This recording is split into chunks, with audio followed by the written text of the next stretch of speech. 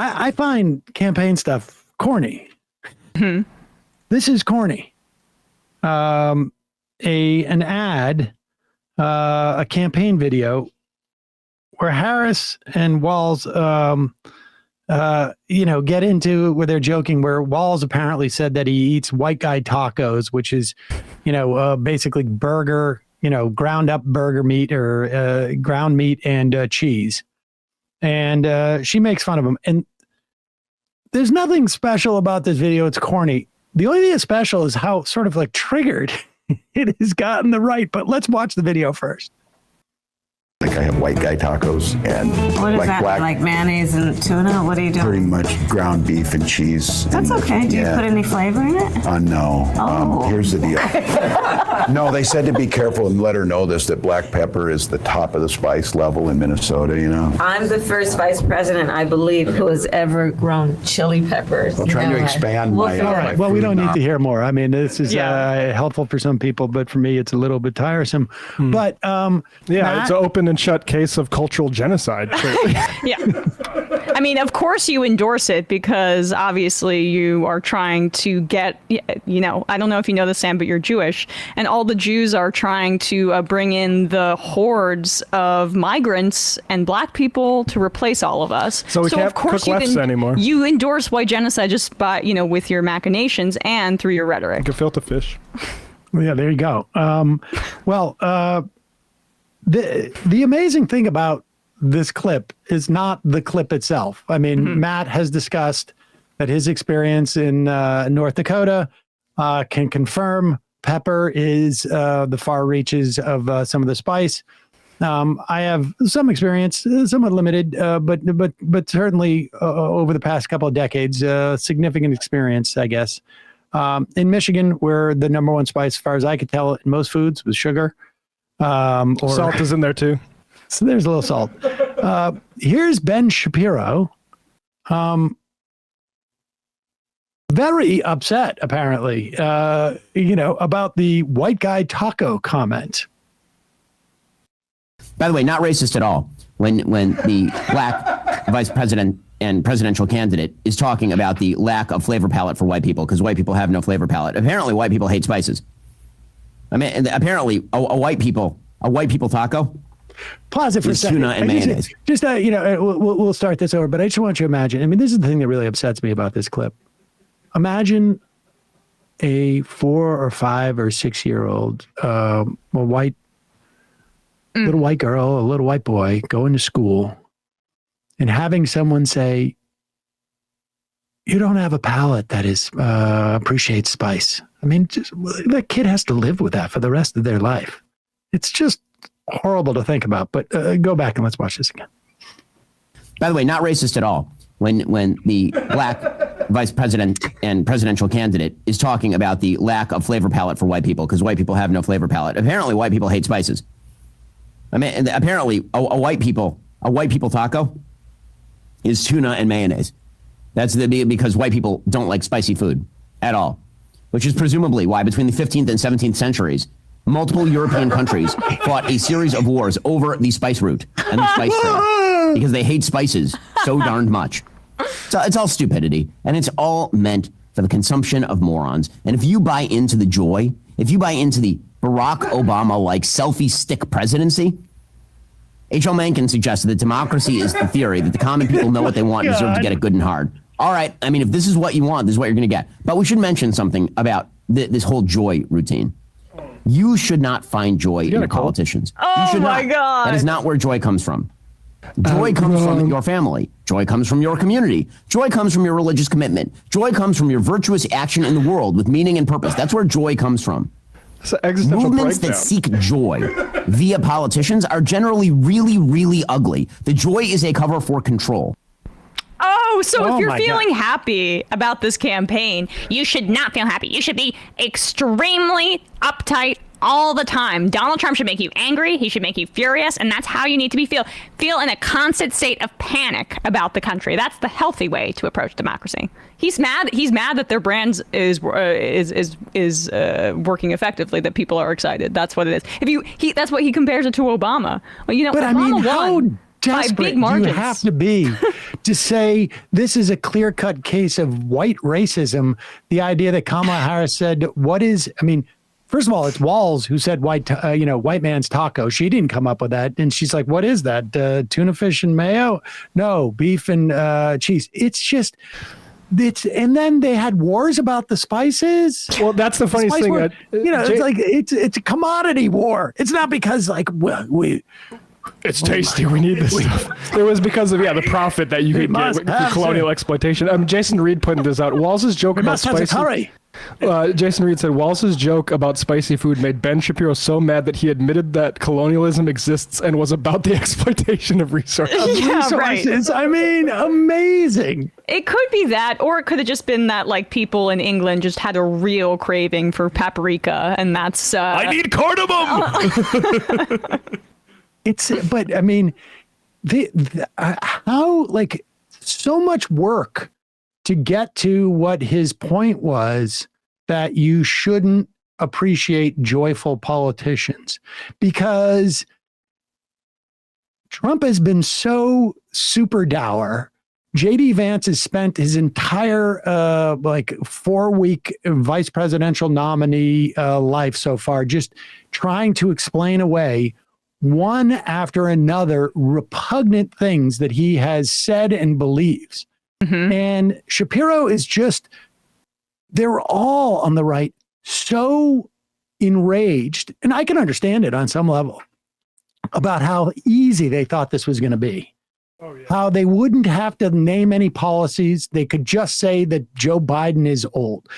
They could point to, the fact that Biden, at the very least, appeared to not be able to be in command of any given moment because of his age. Now, we don't know what's going on in his head or whatnot, or et cetera, et cetera. But the bottom line is they thought this was going to be a cakewalk for them. And they have apparently they gave no thought to the fact that they may have to run against somebody. No, they wanted it to be a campaign where everyone's angry and bitter and upset about everything, because then it's a wash between the two guys that were making everybody angry and bitter and upset about everything.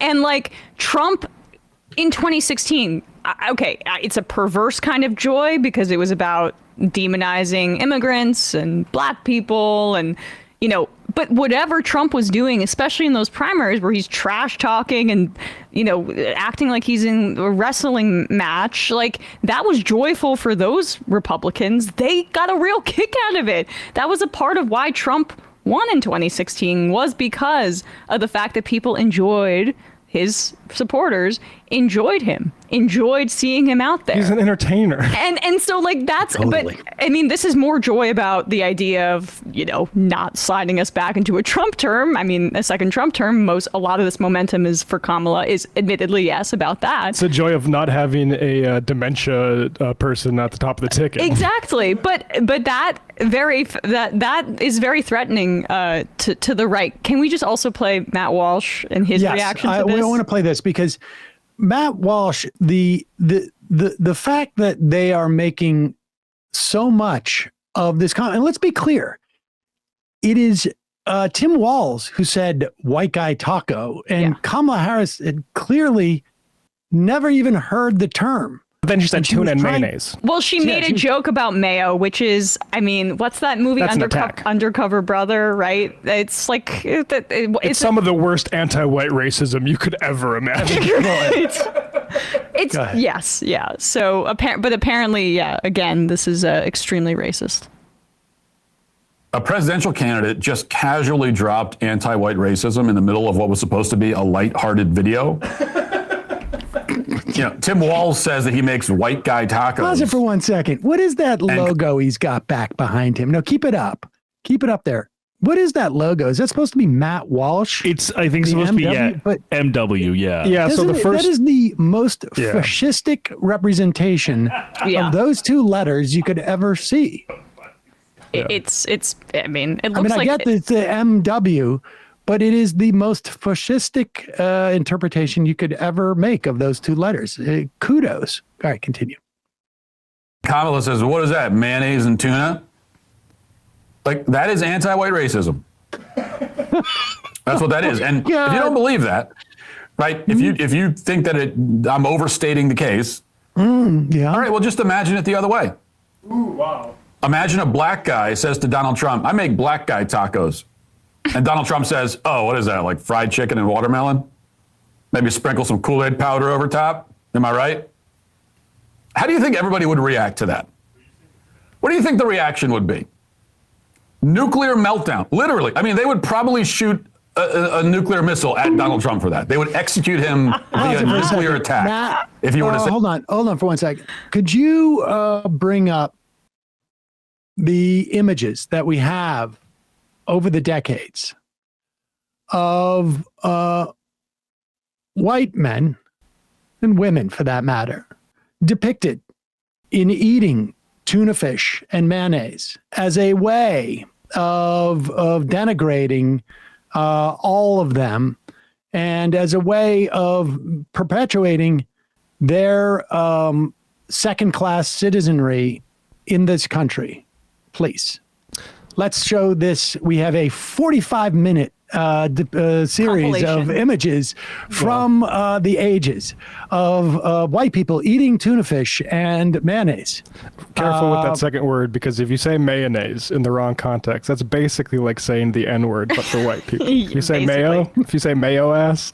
Also, so notice how he doesn't say, and this is just an excuse, honestly, for Matt Walsh to say fried chicken and cool or whatever he's saying and watermelon over and over. Terrible metaphor. He doesn't. Yeah, those tacos would be hard to get your mouth around. But like he doesn't say it's bad if you were to say that, right? He just says that how the Democrats would react. You know, he doesn't make a value judgment on it. He makes the value judgment on the anti-white racism, but he doesn't say, like, can you imagine if Trump said that? Like, that would be really wrong. It's more because it'd be insane. It would be insane, right? So the actual shoes on the other foot metaphor would be like Kamala going up to Minnesota and being like eating gefilte fish or lefse or something like that, and being like, this is a little bit bland for my taste. Like, it's just like, this is cultural clashing. It's not Trump going on some riff about watermelon and Kool-Aid powder, you Nazi, which is what Matt Walsh is.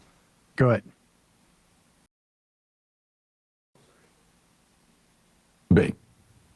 Nuclear meltdown. Literally. I mean, they would probably shoot a nuclear missile at Donald Trump for that. They would execute him via nuclear attack if you were to say something like that. I mean, the outrage would be so immense. Pause it. We would never hear. I like that they're like projecting outrage as they're just having a massive outrage fit. Go ahead, Bradley. Right. If you were to say something like that. I mean, the outrage would be so immense, we would never hear the end of it. The date of this black guy taco comment would be remembered by the media forever and memorialized. Like, for years after, they would solemnly refer to 8/16, right? We'd have January 6th. Do you remember 8/16? I remember where I was on 8/16, the day of the fried chicken and watermelon taco joke. They would be weeping in the street. They would build statues and memorials to the lives lost because of the taco joke. KFC and Kool-Aid companies would come out and denounce Trump over this.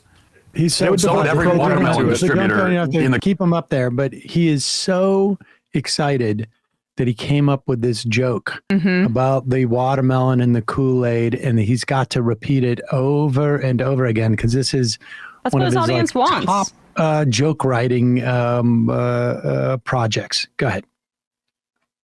The country, and we all know that. This is another one of those things where, like, there are people that are going to clip this. They're going to take this clip of me saying that the comment from Kamala Harris was anti-white racism, and they're going to try to present it as though it's just like on its face absurd. And yet even they know that what I'm saying is 1,000% true, because you damn well know. Listen, we just literally explained to you, since you're having this conversation with people like us, what the difference is that if, let's put it this way, if Tim Walz said to America, I have white man tacos, do you think that you would have everybody, like, what would be the percentage of people who would be able to guess as to what he's even talking about? Like, Harris couldn't. I think your average person would have no idea what that really means. Maybe, you know, like I Midwesterners might. Midwesterners might. But the point being is that there is no history in this country of that being weaponized against those people. There are no drawings of white guys going around with exaggerated features, you know, carrying a tin of tuna and mayonnaise.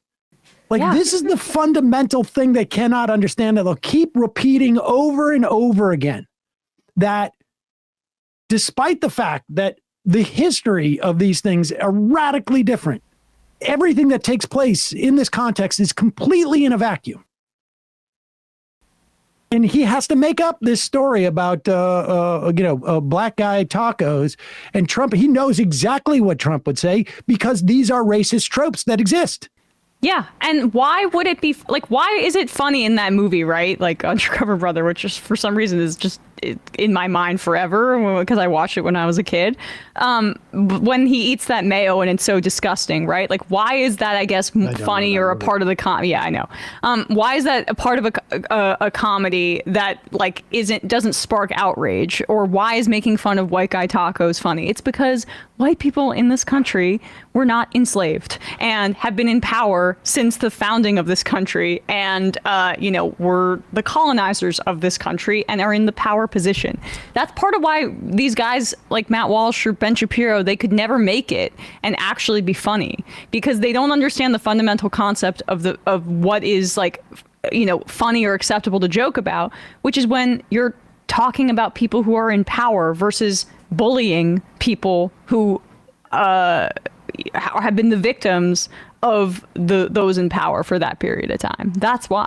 I mean, I just think why can't you do jokes anymore? Why is the right so against people doing jokes? That's a good point. Well, like, they're attacking comedy, and I hate that. That's the number one thing I vote on is comedy being protected.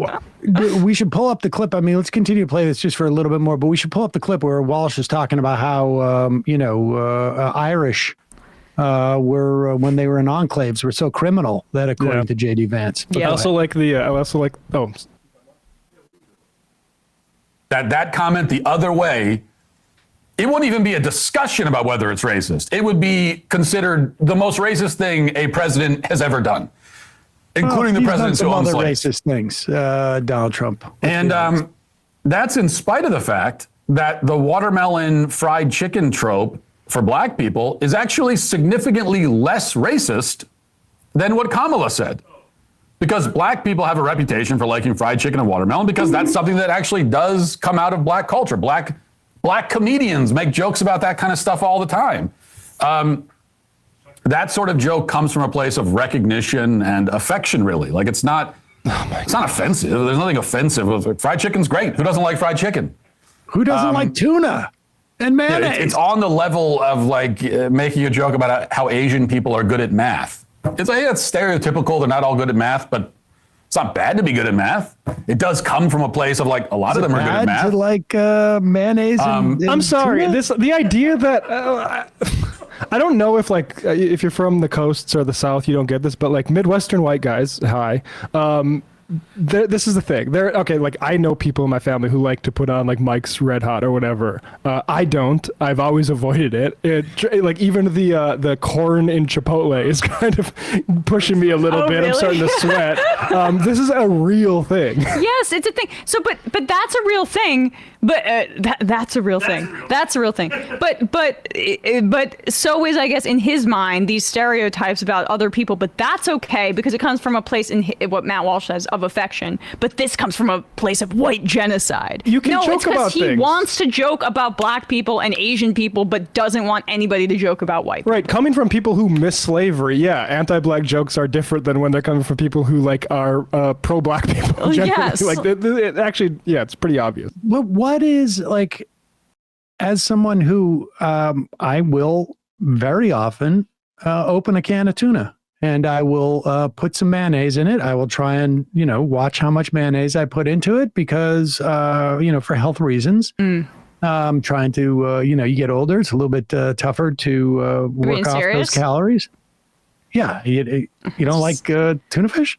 I don't like tuna and mayo together. I mean, again, literally that movie. Well, that movie makes ruined sense. mayo Now for me, I understand why that's such a mean thing to say to people. But yeah, no, the tuna fish salad is with mayonnaise. I know, I don't like that either, but okay, yeah. Well, that's what we're talking about. I can't wait till Tim Walz busts out his good white people and crackers bid at the next campaign rally and see what Jack Posobiec thinks for that. I mean, and I love the fact that these guys have to really rely. I mean, like, this is, again, like, we said it weeks before Kamala Harris became the nominee. They cannot help themselves. They cannot help themselves. Of all the things that you could be talking about in terms of Harris, you want to criticize her policies.